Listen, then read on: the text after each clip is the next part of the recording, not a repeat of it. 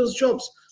Okay, I wanted to ask, in 2018, we saw the Social Democratic Front performing very dismally during the election.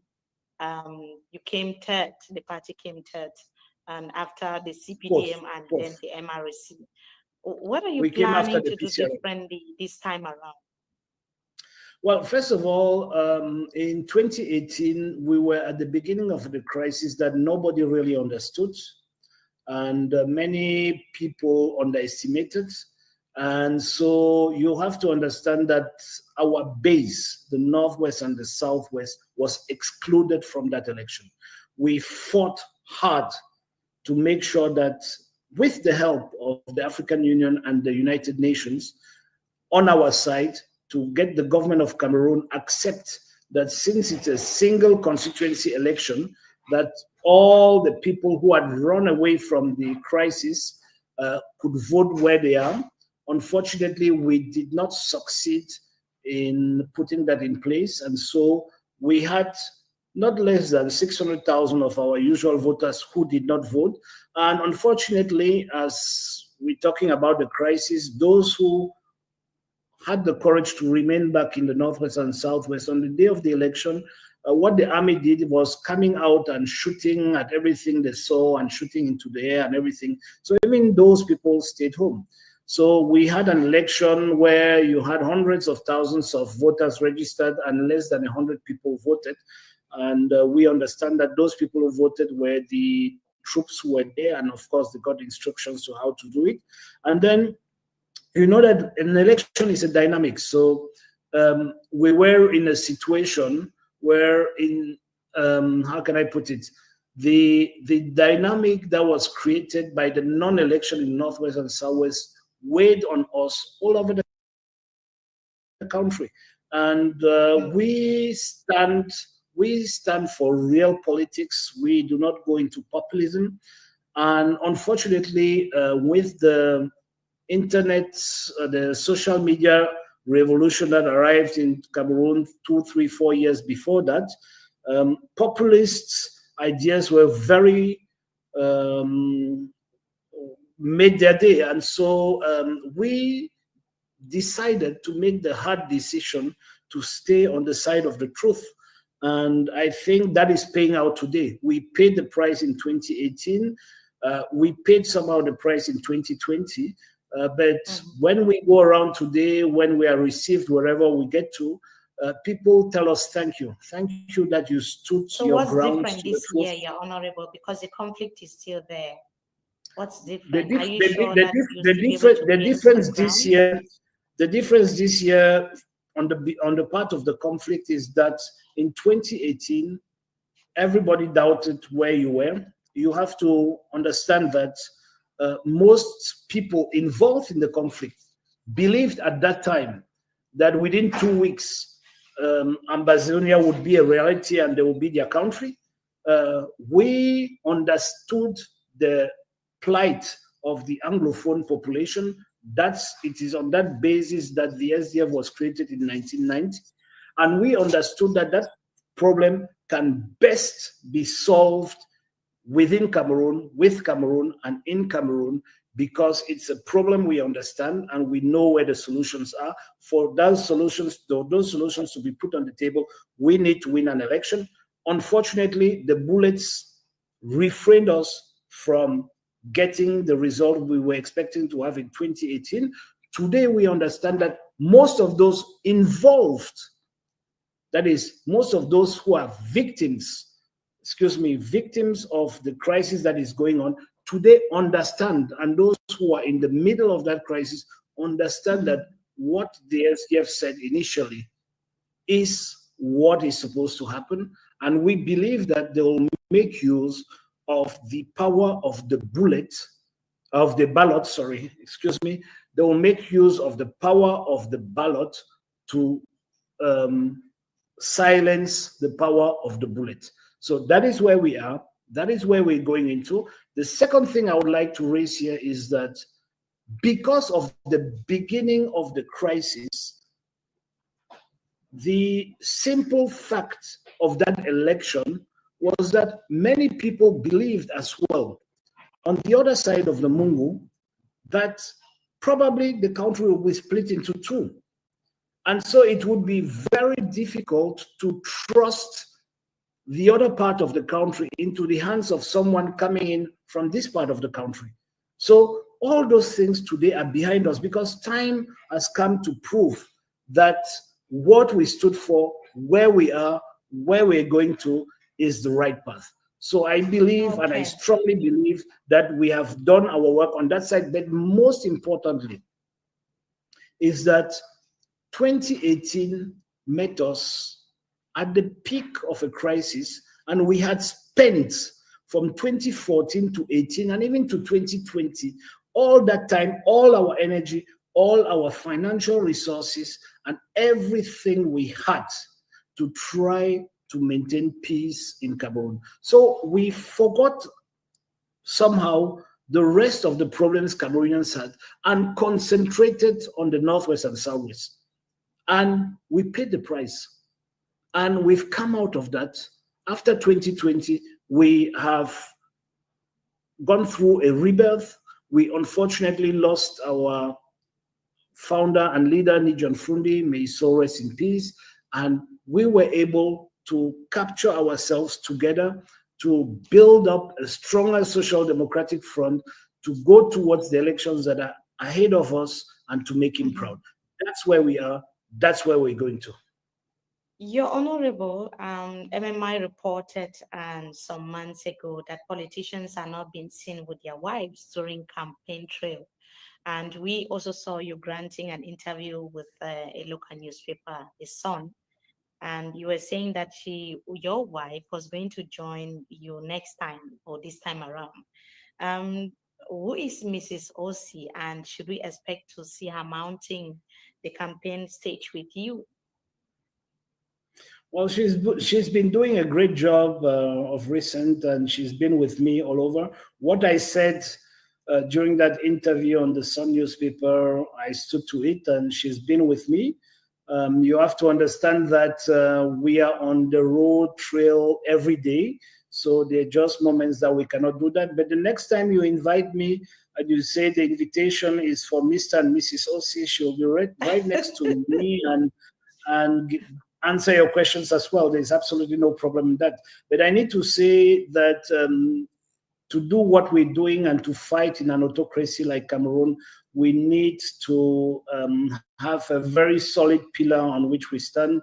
And I'm grateful to have such a pillar at home. That's great to know. And how can people also know you a little bit on a personal level? You are a husband, you should be a family man. We don't know whether Honourable Joshua Osih even has kids, so that we can be able to say, oh, he's a father of 3, he's a father of 4. Many Cameroonians don't really get to know you on a personal level, your hobbies, what is your faith? Are you a Catholic or a Presbyterian or even a Muslim? Can you tell us a little bit, just briefly, who you are? Well, Joshua cannot be a Muslim because Joshua cannot be a Muslim. But anyway, you can change during your life to become one. I am the son of a pastor of the Presbyterian Church, one of the first Reverend Doctors of this country, Reverend Dr. Ruben Osih. I am happily married, the father of 5. I have a lot of hobbies, the first one being football. I was myself a football player. You cannot see it today because I've taken up weight, but I used to put a lot into it. That's why I recently, I'm still a club president till today, and I recently took up on request of the football teams of the Northwest and Southwest. I agreed to be the vice president of the Cameroon Football Federation because we had a huge issue with the Anglophone teams. I have a big, how can I say? I look at everything that is extreme sports. I do deep sea diving. I do all those things people are afraid to do because, I do deep sea diving. I used to do parachuting as a sport. I stopped that because I narrowly missed not getting to the ground, alive. And I do a lot of other things, scuba diving as well, but that's easy. And I do a lot of fishing as well whenever I can. I do a lot around the water. I'm a waterman. I go out fishing. That's my life, and I try to spend as much time as I can with family and friends. People say I go out a lot, and it's probably because not because I want to go out, but because I want to spend quality time with friends and family. That's me. I try to be as social as I can. I love cooking as well, so cooking. I am passionate about that, of course. I'm passionate about that. Surprised. I'm glad I asked this question. I'm passionate about that, and my friends know that I'm passionate about that, and that I put a lot into it. And what else? Well, that's it for now. There are many other things, and maybe in your next interview, I'll give those. Yes, in the next interview. One final question before we go, and please let's just be brief. But yes, also there's also a question before the final one. Yeah, in the last presidential election, you promised to shut down ENAM and other government agencies. This time, you've not talked a lot about ENAM. You've not talked about those agencies that you mentioned earlier. Why and what areas of the state do you consider as wasteful spending? Well, I'll be as short as I can. Closing down ENAM is still central to what we want to do, and it is because we want to send out a message. ENAM was put in place so that the colonial rule of the French continues. So we have nothing against magistrates, we have nothing against tax inspectors. What we're simply saying is that we have a school of people who are put in place to execute orders and are trained only for that. And today, if you look at Cameroon, the entire administrative space is occupied by them. So it is a symbolic point to close it down. And we believe that we can train our magistrates and all the others in specialized schools that are part of our universities. We don't need to have a school where you go into with a concours and we know how you get into it. And the result is that if 90% of those going into ENAM go there because they pay their way in, you know what comes out. So we need to stop that. So we're still on that. We're still very much on that.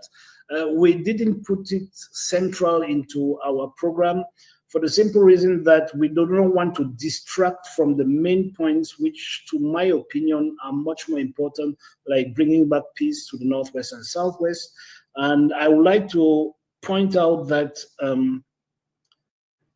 this time around, our program will be presented on the 22nd of July or 23rd, according to when the electorate will be called up. So 10 days later, we'll do that. We'll have a meeting to finalize everything on the 19th of July. And it will be presented, and all the points that we have in that program will be made public, will be explained. They will even be explained in pidgin language so that everybody understands where we're going to. And I think we have a genuine program. We have the best program for a political party in Cameroon for this election. And it's a program that will carry on up to the legislative and municipal elections thereafter. So relocating the capital city from Yaoundé. Well, we're not talking about relocating the capital city from Yaoundé. We're talking about relocating the headquarters of the center region to another locality in the center. You know, in the Southwest that you know very well, it's already the case. The headquarters of the Southwest is not in of the FACO division is not in Boya, it's in Limbe. So in order, today in Yaoundé, nobody goes to the governor, nobody goes to a regional delegation, because you go straight to the ministry to get the solutions to your problems. So we have a situation in which we could, because I believe that by relocating the headquarters of the center into another city of the center region, it will bring development to this new city, and it will as well permit Yaoundé to have less traffic jams and so on, because we're talking about thousands of jobs. So by doing that, you simply, and those jobs today are more or less useless because nobody goes to a regional delegation in Yaoundé. I'm repeating myself, but that's the case.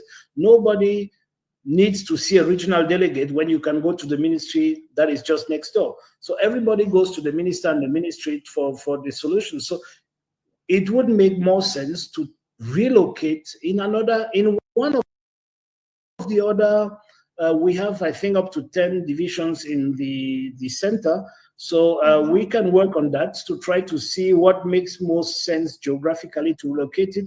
And it will ease the traffic in Yaoundé, it will ease the congestion in Yaoundé, and it will develop another city in the center. It can be Akonolinga, it can be Bafia, it can be Ezeka, it can be any place, Balmayo, it can be any place around the center that can make more use of this allocation than what Yaoundé is making use of it today. This final question, it's a question that so many people have been asking and talking about.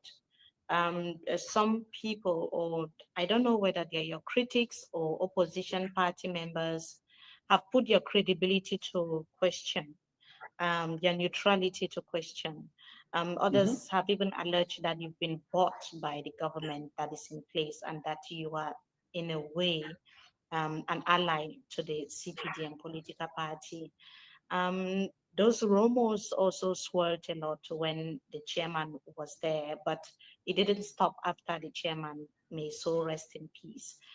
Even when you were there, you were being accused of working with the government, having government contracts, and people are questioning how neutral or how much they can trust you, looking at how close, according to them, you are to the government.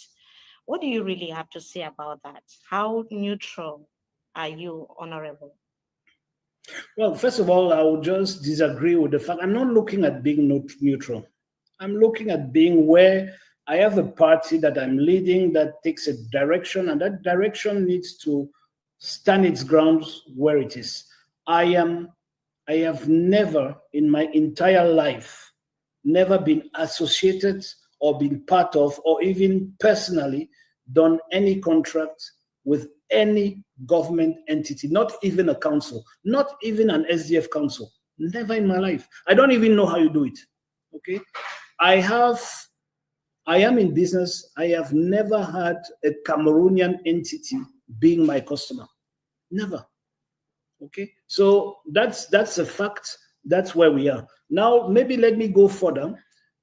We have this unfortunate situation in countries like Cameroon and many more that live through difficult autocracies, where people believe that you need to spend your entire time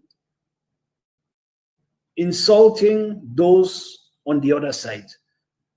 Joshua Osih and the SDF, and that's why Nijon Fundi suffered the same consequences. We believe that we need to build bridges. And building bridges is not selling away our authenticity, selling away our neutrality, to use your term, or selling away our honesty. We have never been on the side of jeopardizing our integrity. We stand with it. And if we still exist 35 years later, it is because Nijon Fundi had that integrity, and that integrity continues with the party today. So we will continue on that path. We will not relent any efforts to build bridges instead of building walls. And if people think that because you did not insult Mr. Biya, insult his wife, insult his children, insult ministers, it means that you are doing business with them, fine for them. But we are working for Cameroon. We are working for a better Cameroon. We are working for a Cameroon for all Cameroonians, including Mr. Biya. And so that is why it is very important, especially for the October 2025 election, to choose a candidate who can stretch out his arm and will get the contact on the other side, who can build bridges rather than building walls. That's where we have been. That's where we stand. That's where we want to be. And that is the reason why those who believe that you can only govern or get to power through extremism or think that the only call is populism, they believe and they insist in tarnishing the reputation of those who want to be inclusive. That is what I can say. Thank you so much, Honourable Joshua Osih, for joining us on the road to Etoudi. We are hoping to have you some other time again to discuss pertinent issues that are affecting Cameroon, particularly with regards to this year's presidential election. Thank you so much. And if I can just, in a closing remark, I want to thank you for this interview. It's one of the first interviews I'm granting around this race that is, oh, wow. That is a professional interview. And I want to raise this point because it's an important point for me. Many people tell me the Cameroonian people are not politically mature. And I say one of the big issues is that the fourth power, the media, is not doing its job. And Mimi Mefo, you have just disproved this because you have done a great job with this interview. We stayed focused on a presidential election, and I really loved granting you this interview, and I'm ready to grant more whenever you want. Thank you, Your Honorable, and good luck. Thank you very much. Especially for sharing your vision, your plans for Cameroon, and also telling us a little bit about who you are, because many people watching today did not really know what you like, what your hobbies are. Getting to know you on a personal level makes us to also look at you from a very different perspective. Thank you so much, Your Honorable. Thank you for your time. You're welcome. Have a nice day. Thank you very much. Thank you. Have a nice day. And to all our viewers across Cameroon, it was our pleasure having you on this edition of The Road to Etoudi. We hope that this edition was very impactful and that we took home a lot. My name is Mimi Mefo, and we want to thank you so much for watching. Until we meet again, goodbye.